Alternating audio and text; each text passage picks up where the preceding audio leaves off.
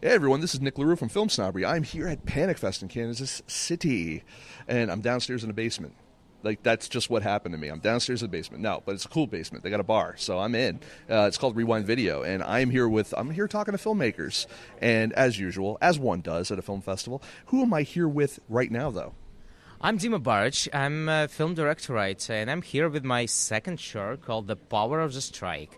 It's like neon-soaked, high-tense thriller set in one place, and it's like a bowling alley. It's like revenge thriller, and my huge celebration to different filmmakers, actually, as Greg Araki, George A. Romero, or Carter Smith. Probably it would be also someone like Lee Whannell, and their own franchise with James Wan called Saw. Yeah. Nice. I can tell by your accent, you're obviously native to Kansas City, correct? No. No? No. Now I'm living in LA, actually. But originally I'm from Russia. Before the filmmaking, it's my second short, as I told you. Before the filmmaking, I used to be a journalist, and I got some tricky relationship with my government, and I had to flee the country when the war between Russia and Ukraine started. Police came to my place, sort of, and it was like 1 minute decision. I had to flee, and now I'm like in this more than 2 years journey and trying to settle myself down in LA. Yeah. So once, of course, all of that happens to you, the first thing you go like, oh shit, that's right, I got to go make a horror movie. No. Or a sci-fi-ish horror. Actually, I made this transition even before. I'm a huge fan of horror genre and a lot of filmmakers. I'm watching a lot. Like, each and every year, I'm constantly seeing movies. Like, the last year, it was like 420. 420 films. This year, it's already like more than 100 or something like that. So you must be keeping track on like Letterboxd or something, right? Yeah, exactly. I'm like, doing these little reviews and doing stars, like a lot. Oh, I see how it is. You're trying to put me out of business. Oh, you son of a bitch. No, you're good. You're good. It's your job, actually, not mine. But, I used to be a journalist. So I did this transition and made this my first horror film, first short, called Dead End, which premiered at Beyond Fest in LA like 2 years ago. And it was like my huge celebration to the movie called It Follows, and to my anxiety and my fears and my, I know it was like a part of dream come true moment. And yes, this movie played really well at the festivals, and I'm still stuck in this, trying to develop my first feature. And I decided to make another short with no money in Berlin last summer. My first one was in Russian, and this one is in English. And it's like a bit of step up for me. And now we're like getting our festival run again, and it's completely darker. And probably it's like the match with that you mentioned, that, it's darker, that I'm going through my dark times, and I'm getting more like cruel, brutal, and stuff like that. You got to get it out somehow, right? And this is the legal way to do it. So no, that's great.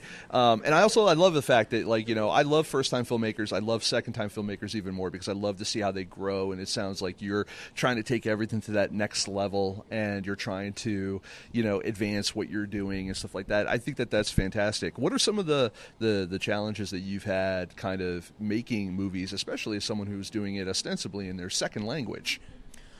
Firstly, it was quite challenging because, at that moment, I knew nobody, everywhere. I got a lot of people around because of the festivals and, being lit, being supported by genre community, sort of.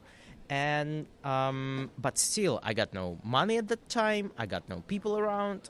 And I decided to make something like with this, initial package scenario, something like that. And it was quite challenging because we did it with no money, as I told you, with a bunch of enthusiasts. And because I got some people in Berlin. We decided to make it there, but like Berlin is like German-speaking country, and we needed to find English-speaking actors, which we did. We needed to find English-speaking crew, because I don't know German.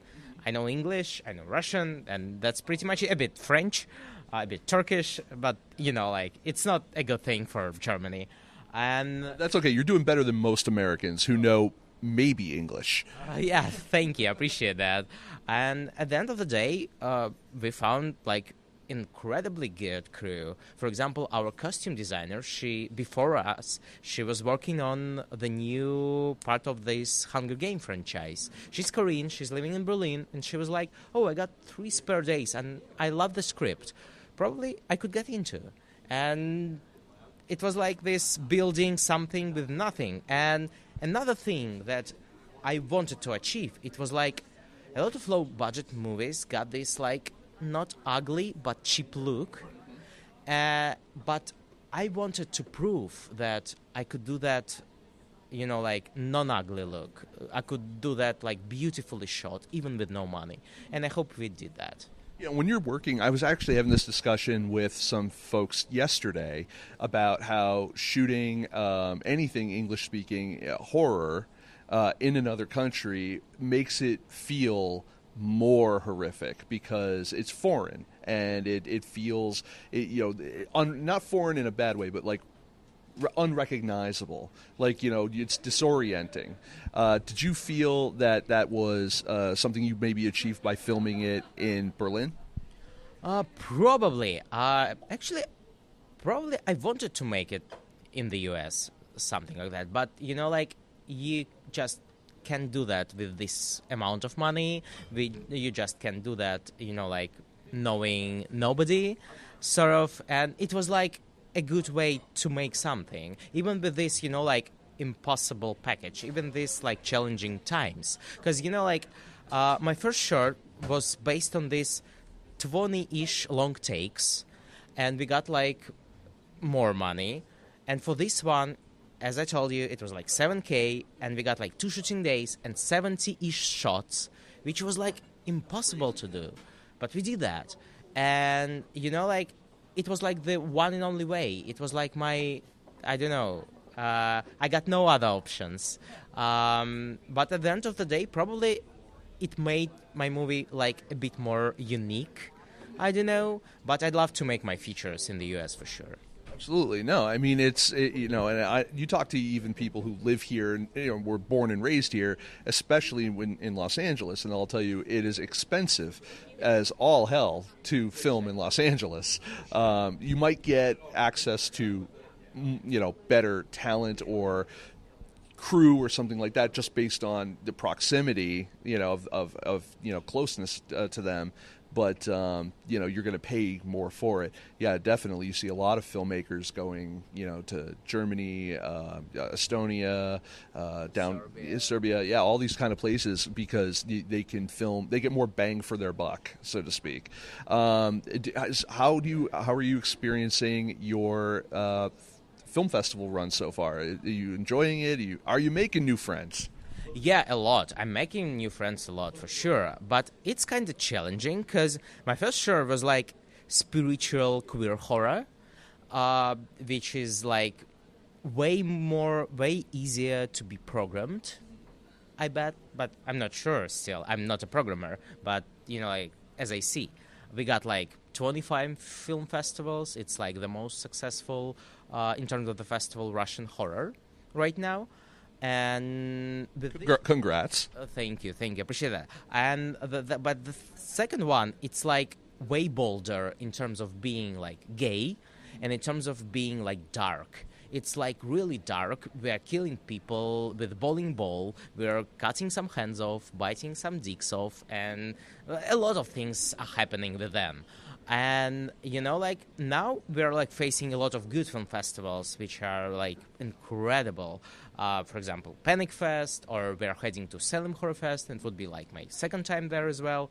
Last year I got my awards there. It called George A. Romero Film Fellowship, and I was I've been matched with my mentor, his name Carter Smith, and he was like so inspirational for me in terms of my second one in particular. I may see you at Salem Horror Fest again this year then. I guess so, yeah. That's where I live, so. Oh, nice, yeah. And you could see my movie in a big screen again, yeah. So a lot of film festivals are trying to support myself and support my movie, and we are heading to a lot of them in terms of it being genre, in terms of being queer, but still it's kind of, as I said, more challenging, because, you know, like, queer audience love being, I don't know, like more cute or dramatic, and the genre people like being less queer, let's say. And I actually really enjoy the attention that queer horror is getting a lot right now. And I think that, you know, larger programs on television like Chucky are helping with that. You know, I mean that people who will argue like, Chucky's queer. I'm like, he's been queer the whole time. I don't know where you're not getting that from. I love stuff like that. And you know, it's I come from a household where I grew up with two moms, so like I am very supportive of the LGBT QIA, all the people. Yeah, it's fantastic. And I live in Massachusetts. I mean, that's where Provincetown is. So hey, you know, I mean, I grew up on Cape Cod. So yeah, it's fantastic to see so much, especially here at Panic Fest, and obviously Salem Horror Fest is full of queer horror. We just also had Wicked Queer up there that was there. Yeah. So I'm really excited to see much more of that because I think it's a good way to work out some of the anger that, you know, you rightfully all have at the cis community, but also, you know, I think that you know, it's just a great way for everyone to have their own voice. Yeah, now it's kind of challenging because, you know, like, the people that would love to be more punky are not that appreciated yet. Because, you know, like, it's not like Gregoraki times right now, but I hope we're getting time like this. And, you know, like, queer people are getting more visible, and I bet it's also because of Jordan Peele and filmmakers like him, because he's getting more genre more accessible to his community, to his you know, like, perspective. And I'd love to make this horror with my own perspective, which is queer. Well, and thank you very much for sitting and talking with me. It looks like they're going to be starting some other stuff here, and I'm excited. Hopefully I'll see you up at Salem Horror Fest, and we'll do it again. We'll talk some more. Likewise. Thank you so much. Thank you.